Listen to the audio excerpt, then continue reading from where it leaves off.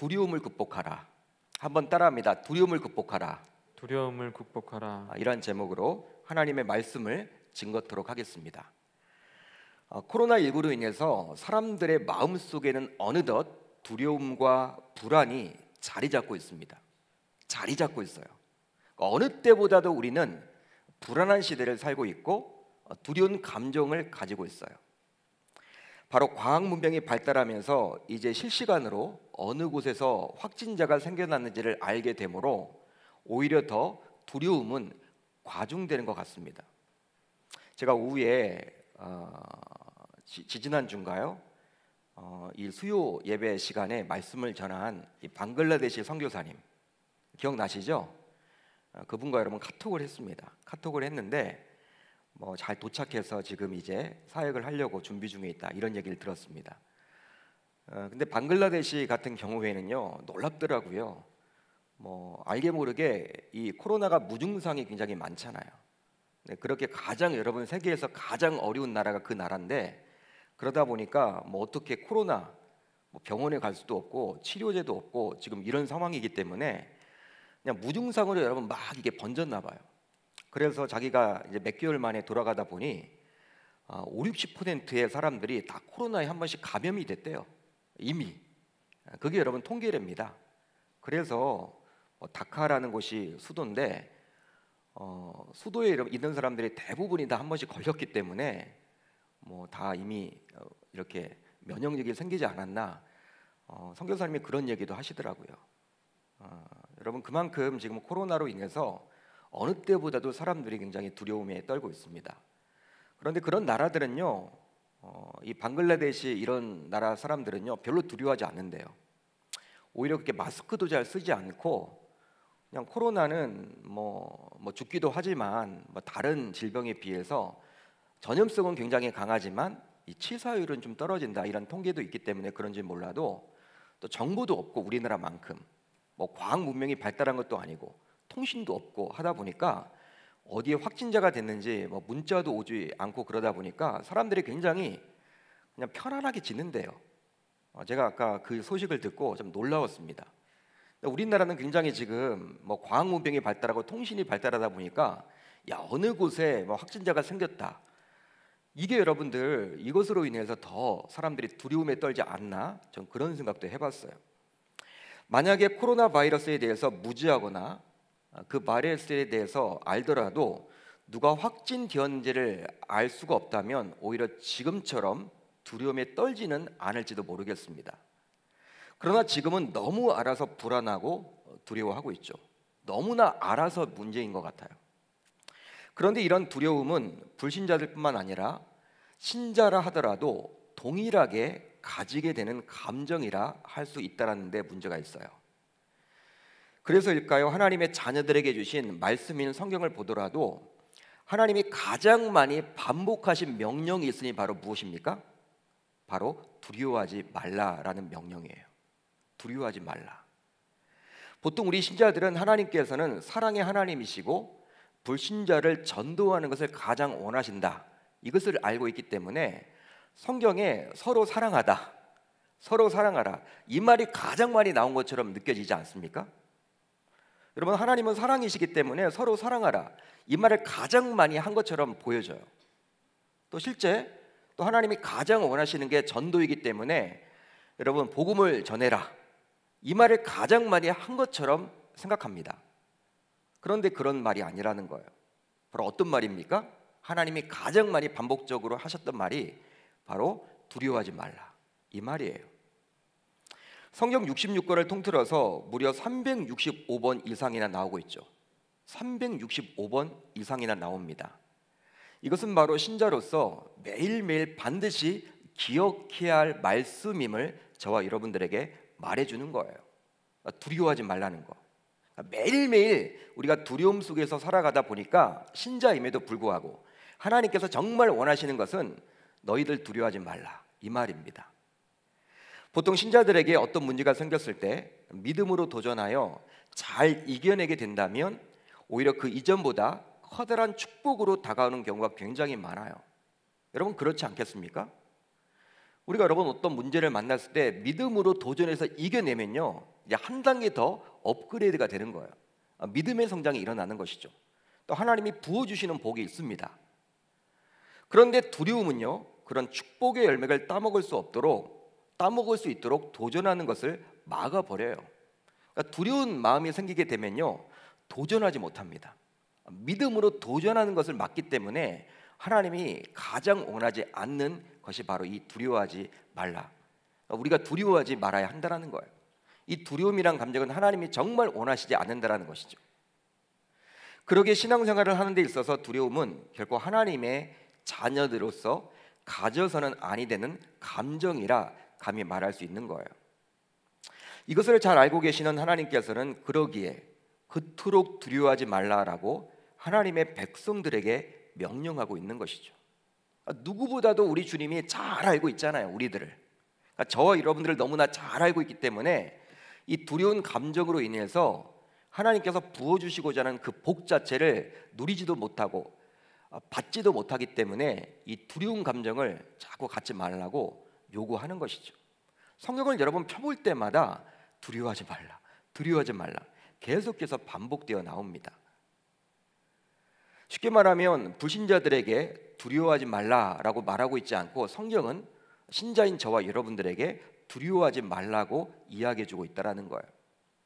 여러분, 우리가 보고 있는 성경 말씀은요, 이 불신자들에게 주신 말씀이 아닙니다. 바로 하나님의 자녀들인 저와 여러분들에게 주신 말씀이에요. 여러분 동의가 되시면 아멘. 그렇기 때문에 세상 사람들은요, 이 성경 말씀을 봐도 잘 이해하지 못해요. 그냥 이스라엘의 역사 정도로 취급을 하고 맙니다. 좋은 이야기다, 윤리적인 이야기다, 도덕적인 이야기다, 그 정도예요. 그렇지만 저와 여러분들은 다르죠. 바로 진리의 말씀이고 생명의 말씀이에요.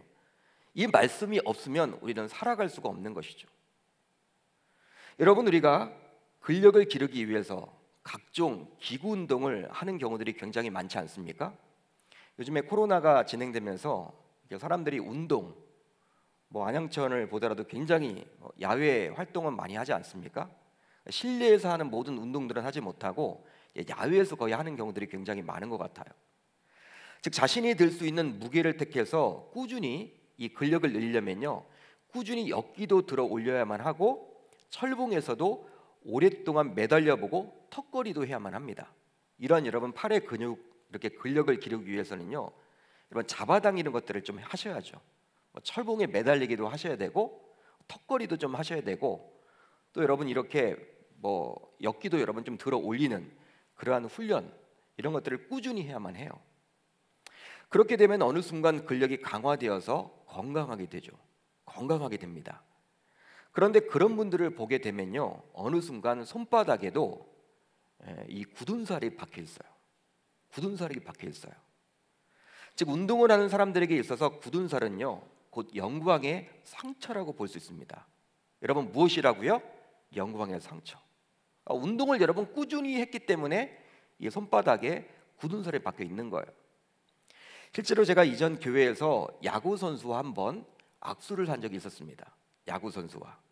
교회가 크다 보니까 프로야구 선수, 아주 유명한 선수가 그 교회에 출석하고 있었어요. 얼마나 배트를 많이 휘둘렀는지 온통 손에 여러분 굳은 살이 있는 거예요. 손도 여러분 굉장히 크더라고요. 저는 손 자체가 굉장히 작은데 이게 악수를 했는데요, 와 대단해요. 이게 여러분 사람의 손 같지가 않아. 온통 다 여러분 굳은 살이에요, 굳은 살. 여러분 중고등학교 다닐 때부터 이 배트를 휘둘렀으니까 이 손바닥 자체 여러분 다 굳은 살이 박힌 것이죠. 그러기에 그리 유명한 프로 선수가 되었다라고 저는 그때 생각했어요. 야, 그렇구나. 굉장히 연습을 많이 했구나. 마찬가지로 두려움이 지속되게 되면요, 어느 순간 굳은 살과 같이 체질화되어서 걱정 혹은 근심이 되는 거예요. 그러니까 여러분 근심이나 이 걱정하는 분들은요, 이게 여러분 오랫동안 두려운 마음을 가지게 되면 어느 순간 그것이 이 두려운 감정을 뛰어넘고 바로 걱정 혹은 근심으로 체질화되는 거예요. 우리들 주변을 보게 되면 늘 근심과 걱정 속에서 살아가는 분들이 있는데요, 이분들을 보게 되면 참된 기쁨과 평안이 없는 것 같습니다. 참된 기쁨과 평안이 없어요. 실제로는 아무 일도 일어나지 않았음에도 불구하고 늘 마음속은 전쟁터와 같이 불안하기도 하고 두근거리기도 하죠. 그게 여러분 실제 삶이에요. 보통 우리들은 신앙생활을 오랫동안 잘해온 사람들은 두려움에서 자유할 수 있을 것이다 라고 생각하곤 하는데요, 누구든지 여러분 신앙생활만 잘하면 두려움 없이 살아갈 수 있을 것이다 이렇게 여러분 생각하곤 하는데, 그러나 꼭 그렇지만은 않은 것 같아요. 꼭 그렇지만은 않습니다. 바로 오늘 본문 1절 상반절을 보시면 다음과 같이 시작하기 때문이죠. 우리 한번 같이 읽습니다. 시작. 의를 따르며 여호와를 찾아 구하는 너희는 내게 들을지어다. 말씀을 보시면 어떻게 시작을 합니까? 의를 따르며 여호와를 찾아 구하는 너희는 내게 들을지어다. 불순종을 했던 대부분의 이스라엘 백성들이 아니라 하나님을 찾으려고 했던 순종의 자녀들, 즉 소수의 경건한 이스라엘 백성들을 향해서 하나님께서 해주고 있는 말씀이에요. 바로 그런 그들에게 우리 주님은 두려워하지 말라고 오늘 51장을 통해서 말씀해주고 있습니다. 당시 이스라엘 백성들의 처한 상황을 보게 되면요, 어떤 상황이었습니까? 하나님께 순종하는 믿음의 사람일지라도 두려움으로 인한 근심, 걱정, 염려로 매일매일 삶을 살아갈 수밖에 없었어요. 바로 이유가 있으니 당시 최강대국인 바벨론의 무서운 힘에 눌려서 기약 없이 계속되는 포로 생활을 해야만 했기 때문이에요. 그러니까 언제 돌아갈지 몰라요. 언제 돌아갈지 모릅니다. 우리는 후대를 살아가기 때문에 이 바벨론 포로 70년이다 알고 있지만, 그 당시 포로 생활을 하는 사람들의 입장에서는요, 몇 년인지 여러분 알 바가 없어요. 몇 년인지 알 수가 없단 말이에요. 기약 없이 여러분 포로 생활을 계속 해야만 하기 때문에 이 두려움으로 인한 염려, 걱정, 근심 속에서 매일매일 살아가야만 했던 것이죠. 마치 현재 우리가 언제 끝날지 모르는 코로나 상황처럼 말입니다. 그들도 여러분 역시 두려움 속에서 살았어요. 따라서 하나님께서는 신실한 믿음의 사람들이 세상에 위축되고 있음을 너무나도 잘 알고 있었기 때문에 오늘 말씀을 통해서 그들을 위로합니다. 그들을 지금 위로하고 있는 거예요. 그렇기 때문에 오늘 우리가 살펴보고 있는 이 이사야 51장은요, 코로나 시대를 맞이해서 저와 여러분들에게 주신 하나님의 말씀임을 믿을 수 있기를 바랍니다. 이제 하나님께서는 이스라엘 백성들에게 그들이 섬기는 하나님이 과연 어떻게 해주셨는지를 떠올리도록 하는데요, 그러기 위해서 이스라엘 백성들이 너무나 자랑스럽게 여겼던 아브라함의 예를 들어요. 여러분 우리가 쭉 읽어보시면요, 이 아브라함에 관련된 이야기가 나오죠. 근데 왜 아브라함 이야기를 꺼내게 되었냐면, 이스라엘 백성들, 유대인들에게 있어서 믿음의 조상은 바로 누구입니까? 누구입니까? 아브라함이었어요. 우리 같으면 아담이다 라고 이야기할 텐데, 이 유대인들의 관점은요, 이 아브라함이에요. 시조가 여러분 아브라함이에요. 그렇기 때문에 이 마태복음의 시작은 바로 아브라함으로부터 시작을 하죠. 여러분 누가복음과 다릅니다. 누가복음에 나와 있는 예수님의 족보는요, 이 아담으로부터 시작을 해요. 예수님으로부터 해서 역순으로 나오죠. 그래서 결국은 아담까지 이어지는데, 이 마태복음은 그 당시 여러분 대상이 누구였냐면 유대인들이었거든요. 유대인들이다 보니까 이 마태복음 1장은 어떻게 시작을 합니까? 여러분 아브라함과 다윗의 자손 예수 그리스도의 계보라 이렇게 시작을 하죠. 그래서 아브라함이 이삭을 낳고 이런 식으로 시작을 합니다. 그러니까 유대인들의 입장에서는 이 아브라함이 바로 믿음의 조상이에요. 그런데 이 믿음의 조상인 아브라함의 예를 들고 있는 것이죠. 자, 이제 오늘 본문 1절로 2절을 같이 봅니다. 시작. 너희를 떠낸 반석과 너희를 파낸 우묵한 구덩이를 생각하여 보라. 너희의 조상 아브라함과 너희를 낳은 사라를 생각하여 보라. 여기에 나와 있는 반석과 우묵한 구덩이, 바로 각각 누구를 상징하냐면, 반석은 아브라함을 상징합니다. 그리고 우묵한 구덩이는 사라를 상징하죠. 즉 반석은 이스라엘의 조상인 아브라함을 말하고 있고, 우묵한 구덩이는 이스라엘을 생산한 사라를 가리키는 거예요. 여러분 1절과 2절에서 반복을 해주고 있죠. 1절에 나와 있는 내용을 2절에서 그대로 반복해서 나옵니다. 그렇다면 이것을 통해서 우리는 무엇을 생각해 볼 수 있을까요? 여러분 1, 2절을 통해서 뭘 생각해 볼 수 있습니까? 그 반석과 우묵한 구덩이에서 수많은 이스라엘 백성들이 나오게 되었는데요, 그 시작은 바로 아브라함 혼자였다라는 사실이에요. 처음에 여러분 혼자였다라는 거예요. 바로 이사야 51장 2절을 보면 이렇게 나와 있죠. 아브라함이 혼자 있을 때에 내가 그를 부르고 그에게 복을 주어 창성하게 하였느니라. 이렇게 기록이 되어 있습니다. 혼자 있을 때. 그렇습니다. 아브라함이 처음부터 열국의 아비로 출발한 것이 결코 아니라는 거예요. 그러니까 이스라엘 백성들의 시초는 바로 누구였다? 아브라함으로부터 시작을 했다라는 거예요. 본래부터 많은 사람들이 않았다라는 거예요. 그러니까 선주가 많은 것이 아니었다라는 것이죠. 아브라함 한 인물이었다라는 거예요. 혼자로 시작을 했지만 하나님께서 그를 복되게 하셔서 어떻게 했다? 창성하게 하셨음을 2절은 이야기를 해줍니다. 실제 구약 성경에 나오는 이스라엘 백성들의 역사가 바로 그리했죠. 아브라함으로부터 시작을 하는데 점점 여러분 자손들이 늘어나죠. 자손들이 늘어납니다. 처음에는 여러분 이게 급속도로 늘어나진 않아요. 그렇지만 이제 그 애굽에서 여러분 머물던 430년 동안 확 여러분 인구가 늘죠. 70명이 여러분 이 야곱의 그 후손들과 그 자녀들을 포함해서 약 70명 정도가 애굽에 정착을 했는데 430년 후에는 이제 어느 정도로 불어납니까? 남녀노소 다 해서 약 200만 명 정도 되는, 최소 200만 명 정도 되는 여러분 이 유대인 사회를 형성하게 되었던 거예요. 창성하게 되었다, 그런 말이죠. 따라서 당시 기약 없는 포로 생활과 같은 즉 시대적인 상황으로 인해서 많은 이스라엘 백성들이 신앙을 버림으로 믿음을 지켜 나아가는 사람들이 소수가 되었지만, 그럼에도 불구하고 하나님이 하시기만 한다면 또 얼마든지 창성하게 될 수 있음을 우리는 이 시간 기억해야 할 줄 믿습니다.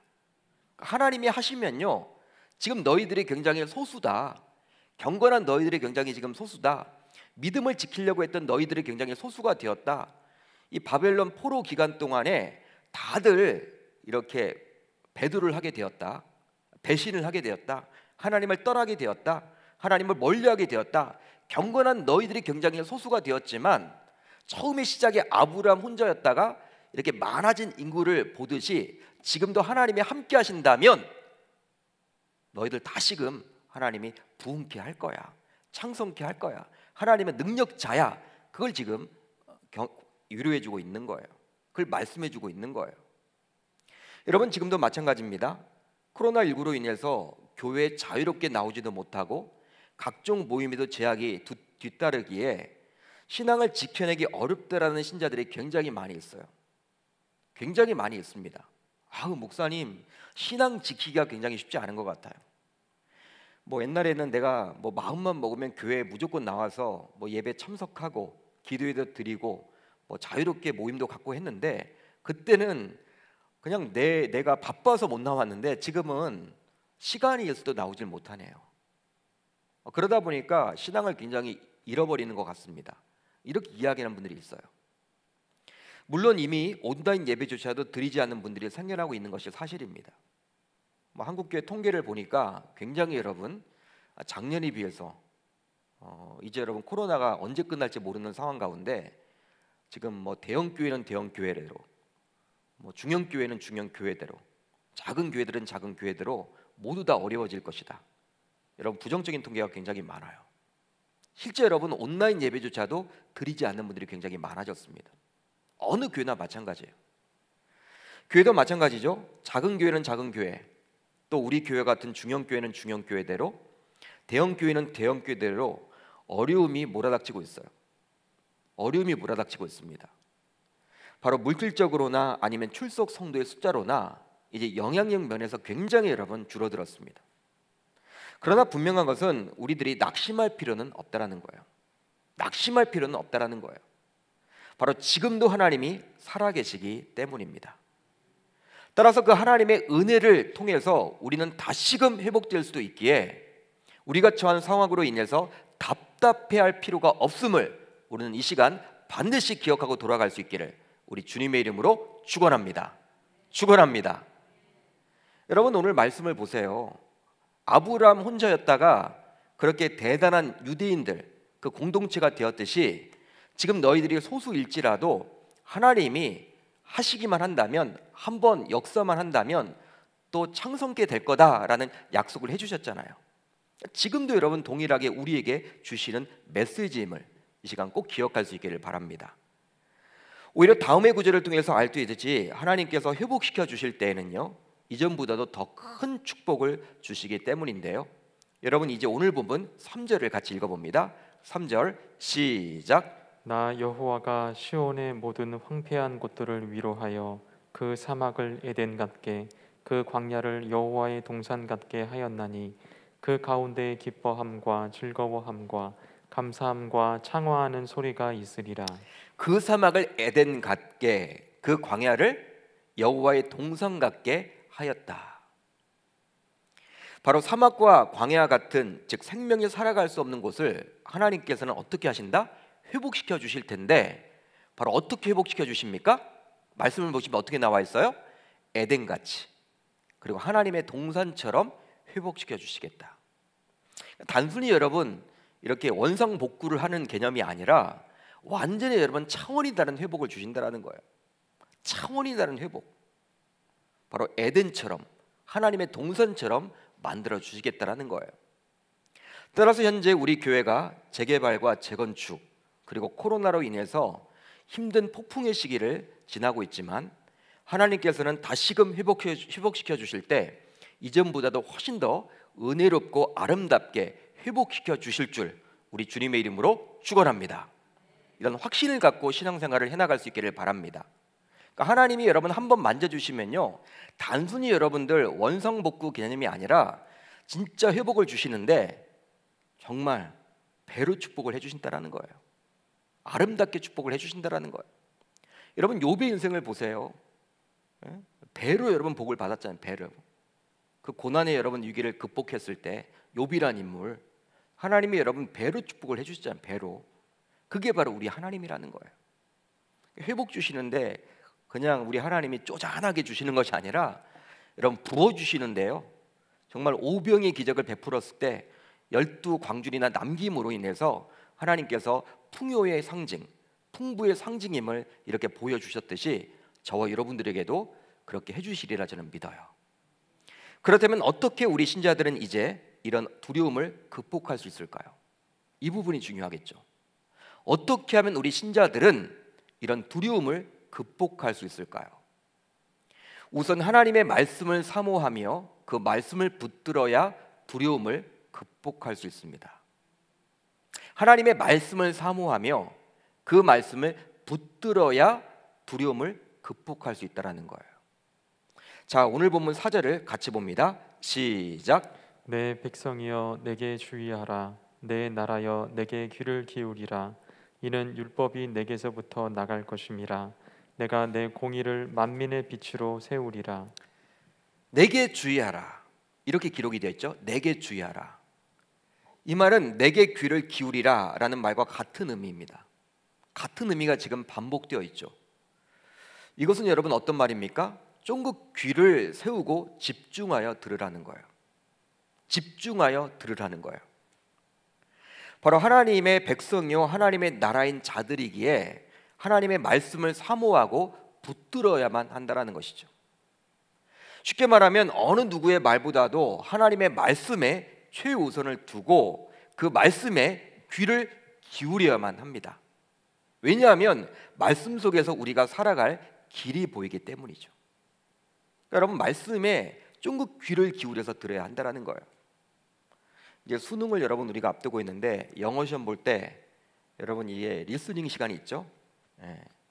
여러분 리스닝이 뭡니까? 귀를 쫑긋 기울이고 여러분 듣는 거잖아요.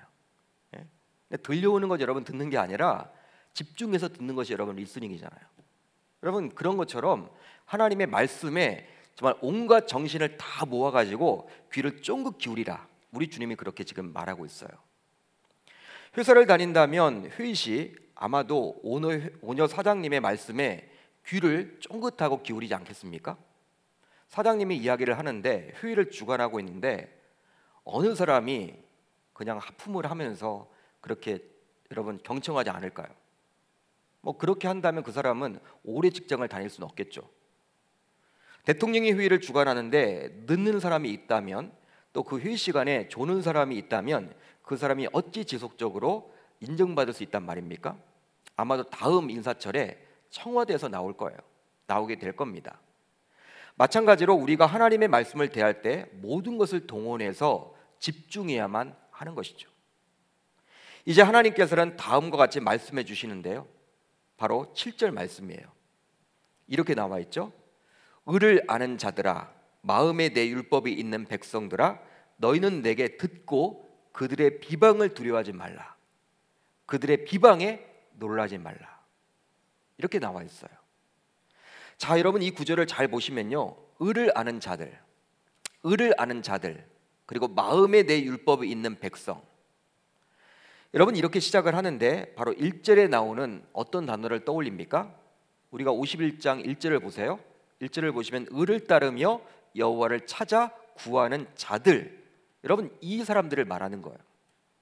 그러니까 7절에 나와 있는 이 의를 아는 자들과 마음에 내 율법이 있는 자들은요, 의를 따르며 여호와를 찾아 구하는 자들을 말하고 있는 것이죠. 같은 여러분 단어입니다. 같은 뜻이에요. 이것은 단순히 주일 출석을 하는 신자만을 말하는 것이 아니라는 거예요. 주일 출석을 하는 신자만을 말하지 않습니다. 당시 시대적인 분위기 속에서 경건한 하나님의 백성들은 정말 소수였듯이 지금도 진짜 하나님의 말씀을 마음에 새기며 순종하는 경건한 자들은 소수라고 감히 말할 수 있겠죠. 소수라고 감히 말할 수 있습니다. 코로나 상황이 장기화되면서 진짜 신자와 가짜 신자가 가려지는 것만 같아요. 저는 여러분 자꾸 그것이 느껴집니다. 목회자로서 진짜 신자와 가짜 신자가 느껴지는 거예요. 마찬가지로 하나님의 백성으로서 경건한 자는 역시 소수구나 깨닫게 되죠. 언제나 여러분 소수였어요. 하나님은 적은 자를 통해서, 작은 숫자를 통해서 일을 하시지 항상 많은 사람들을 통해서 일하는 경우가 거의 없습니다.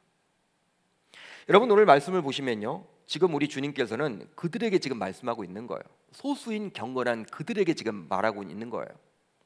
바로 하나님의 말씀을 붙잡음으로 세상 사람들의 비방에 대해서 어떻게 하라는 거예요? 결코 두려워하지 말고 놀라지 말라라고 이야기를 합니다.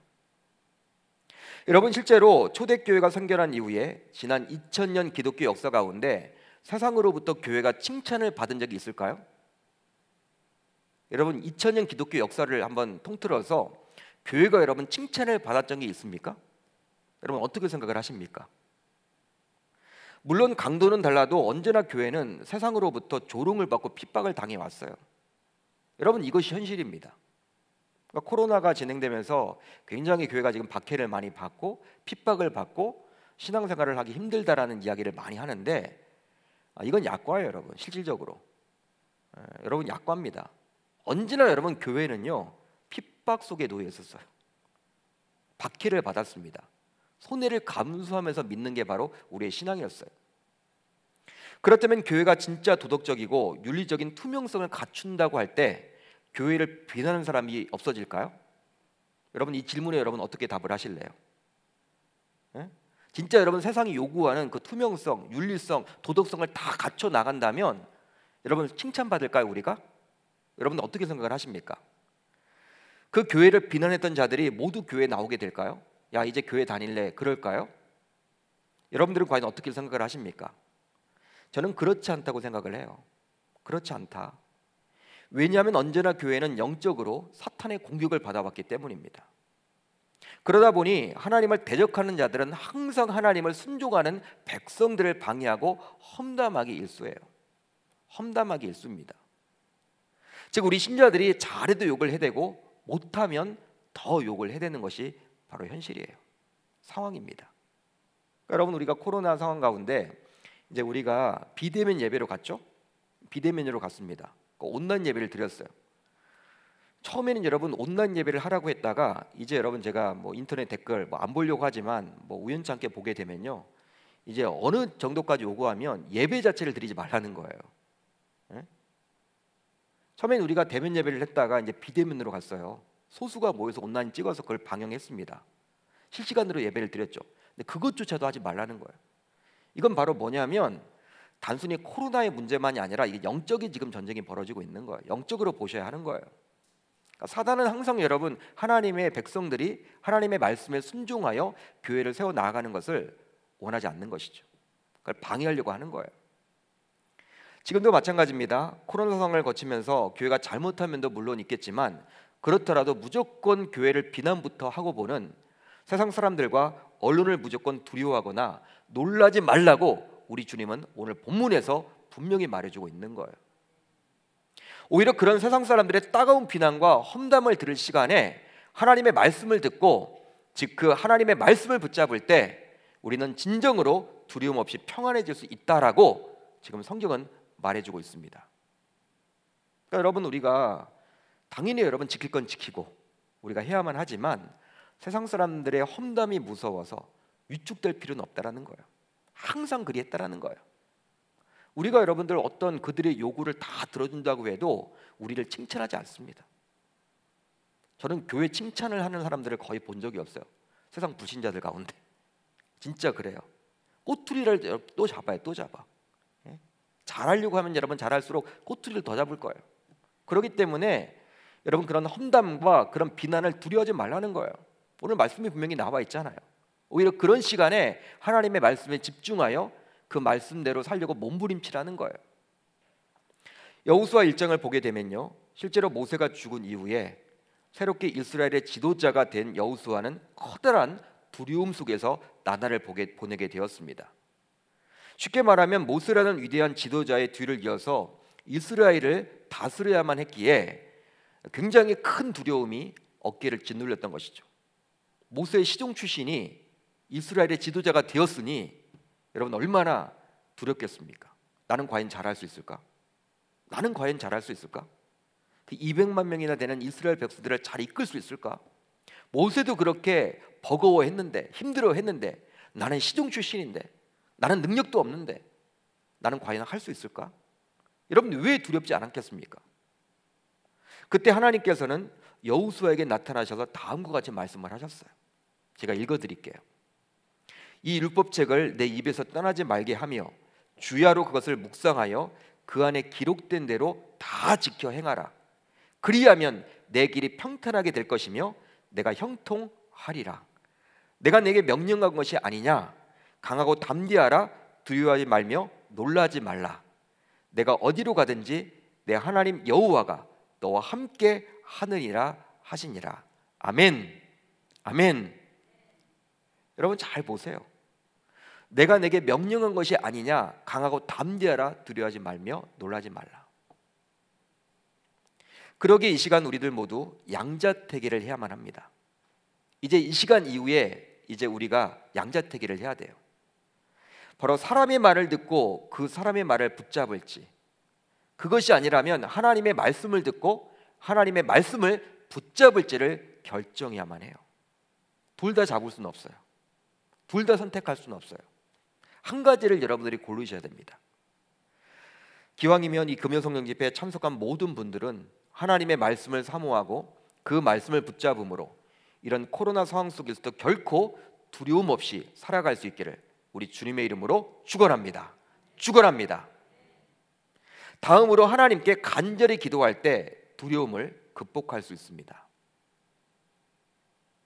하나님께 간절히 기도할 때 두려움을 극복할 수 있다는 거예요.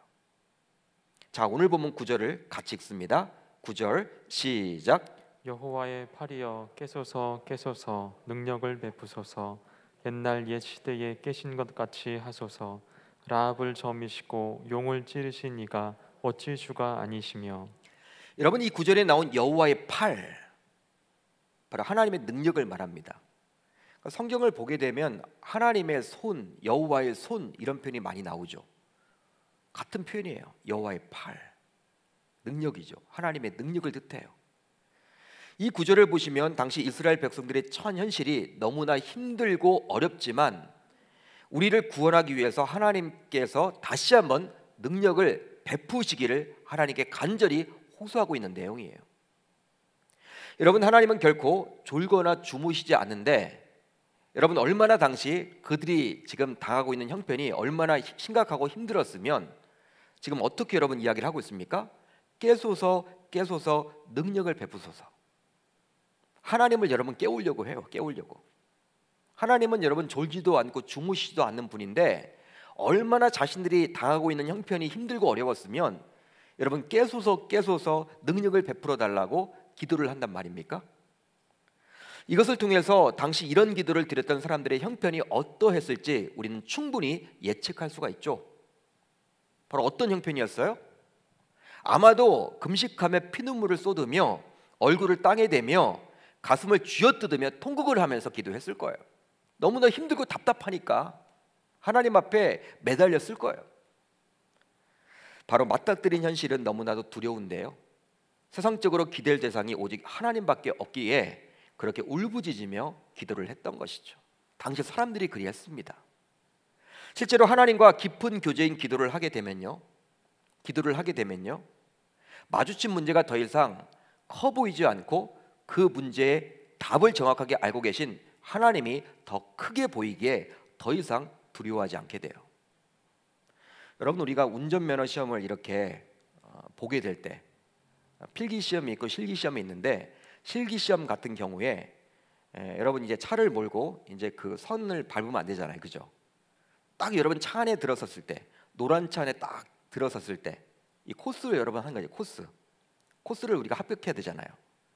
그런데 여러분 딱 차 안에 섰을 때 여러분 굉장히 그 선 자체가 크게 보인다. 그러면 여러분 합격돼요. 그날 여러분 합격돼요. 앞에 있는 선이 내가 충분히 할 수 있을 것 같고 굉장히 선이 크게 보여. 여러분 그 라인이 막 그 코스가 굉장히 크게 보인다. T자가 여러분 굉장히 크게 보인다. S자가 굉장히 크게 보인다. 그러면 여러분 그날 합격이에요. 그런데 여러분 딱 차 안에 섰는데 이제 1단을 넣고 가려고 하는데 굉장히 여러분 그 코스가 막 작게 보인다. 막 선을 밟을 것만 같다. 그날 여러분 떨어집니다. 떨어져요. 그날은 여러분 해보면 틀어져요. 놀랍지 않습니까? 근데 우리가 여러분 기도를 하면 할수록 하나님을 여러분 굉장히 이제 깊이 만나다 보면요, 진짜 내가 지금 처하고 있는 문제가 굉장히 작게 보이고 하나님이 더 크게 보인다라는 거예요. 그러기에 기도의 사람은 결코 두려워하거나 무서워하거나 염려하거나 근심하지 않게 되는 것이죠. 만난 문제로 인해서. 따라서 코로나가 지속되면서 우리들은 오히려 더 기도의 시간을 확보해야만 하는 거예요. 여러분 오히려 더 기도하셔야 돼요. 물론 지금까지 해왔던 대로 교회에서 기도의 시간을 확보하지 못한다고 해서 기도를 포기해서는 결코 아니 되며, 오히려 각 가정에서, 직장에서, 차 안에서 하나님과 교제할 수 있는 나만의 기도의 장소, 기도의 시간을 확보하실 수 있어야 하는 거예요. 이렇게 꾸준히 기도를 해 나간다면 우리에게 두려움을 안겨주려는 사탄의 관계를 물리칠 수가 있습니다. 이런 영적 원리를 우리들에게 보여주고자 공생의 사역 내내 예수님께서는 매일 새벽마다 제자들에게서 잠시 떨어져서 어떻게 했습니까? 기도의 시간을 확보했던 것이죠. 어떤 의미에서 예수님은 기도하지 않아도 될 분이에요. 하나님이시기에. 그런데 여러분, 저와 여러분들에게 본을 보이고자 기도하셨던 거예요. 친히 여러분 기도하셨던 거예요. 저와 여러분들에게 본을 보이고자. 여러분, 제자들에게서 잠시 떠났다는 것은 무엇입니까? 여러분, 구별된 기도죠. 구별된 기도예요. 삶으로부터 여러분 구별된 시간에, 구별된 장소에서 기도를 했다라는 의미예요. 그러기에 이제 우리들 모두 결단하시면 좋겠습니다.